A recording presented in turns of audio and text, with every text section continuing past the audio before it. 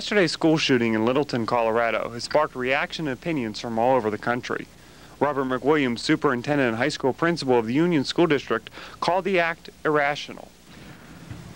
I think, like the rest of America, I'm absolutely appalled at this act of total idiocy, an act that has no logic, an act that really has no rationale. McWilliams is also too familiar with school violence, since just months ago, a Union School District student made threats to a teacher. That student was apprehended the morning after the threats were made, and the student then was turned over to the juvenile justice system. Proms, academics, and sports are some of the joyous components of high school life, but recently fear has become one of those components in schools across the country, with the rise in school violence.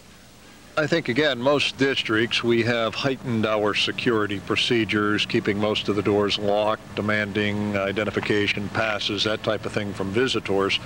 In answer to your question, though, nothing, absolutely nothing can be done in any district in the country to preclude this type of insanity. Yesterday's shooting may be implicated with a gang in the school known as the Trench Coat Mafia. McWilliams noted that pinpointing these groups isn't always easy. The outward symbols are not present in small-town America, outward symbols of that type of gang mentality. But yes, we do have a handle through a number of sources, be they student or adult, that would tell us which individuals or which groups bear extra scrutiny.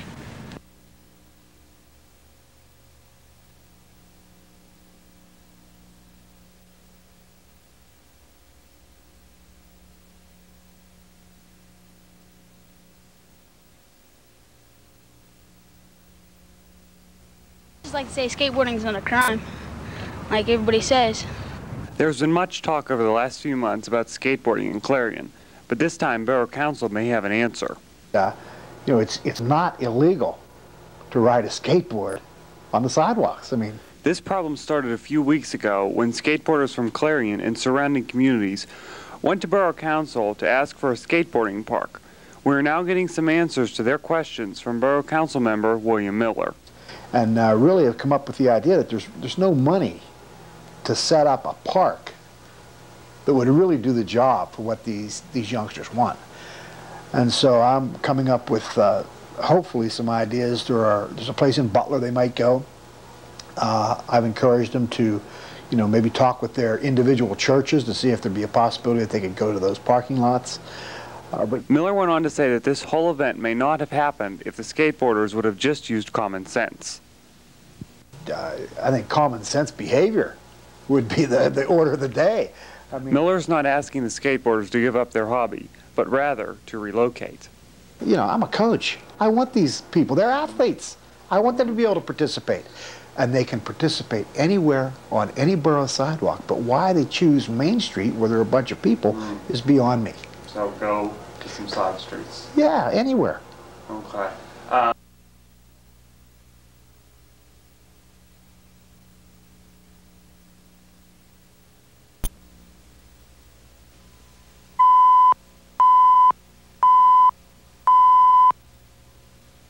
Copycat crimes of the Columbine High School shooting have been happening all over the country. There have been threats of this type of violence in New Bethlehem's Red Bank Valley High School. Well, there has been just an enormous amount of rumors in different types. There was even rumors last week that someone was actually shot here at school.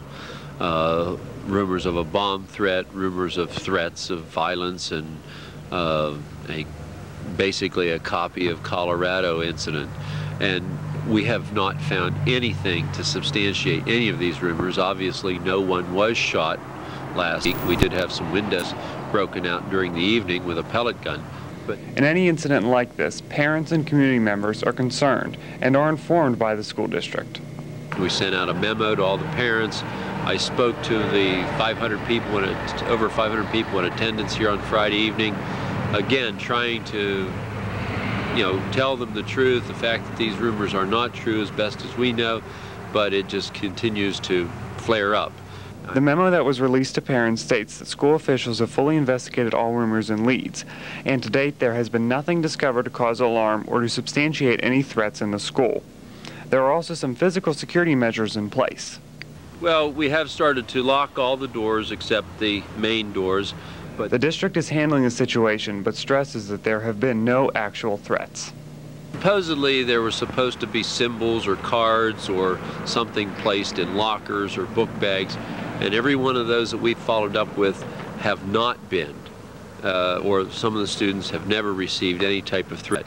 Now, there have been some pranks, and we are finding, scratched notes or something, but again, they haven't been really designated towards any single person.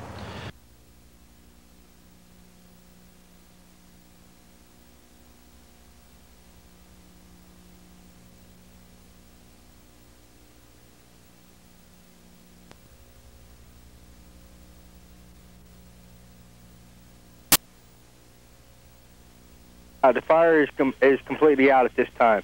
Clarion springtime blue skies were blackened yesterday afternoon by a tire fire in Paint Town.